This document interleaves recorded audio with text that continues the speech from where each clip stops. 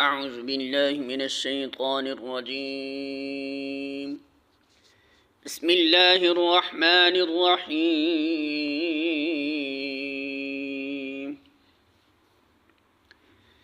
أينما تكونوا يدرككم الموت ولو كنتم في بروج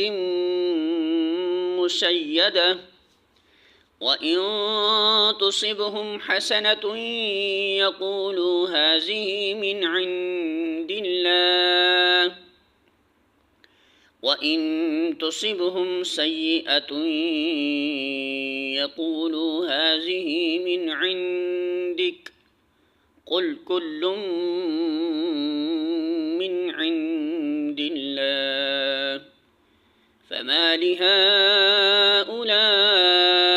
الْقَوْمِ لَا يَكَادُونَ يَفْقَهُونَ حَدِيثًا۔ سورۃ النساء آیت نمبر 78۔ ترجمہ: رہی موت تو جو جہاں بھی تم ہو وہ بہرحال تمہیں آ کر ہی رہے گی، خواہ تم کیسے ہی محفوظ عمارتوں میں ہو۔ اگر انہیں کوئی فائدہ پہنچتا ہے تو کہتے ہیں یہ اللہ کی طرف سے ہے، اگر کوئی نقصان پہنچتا ہے تو کہتے ہیں یہ تمہاری بدولت ہے۔ کہو سب کچھ اللہ ہی کی طرف سے ہے،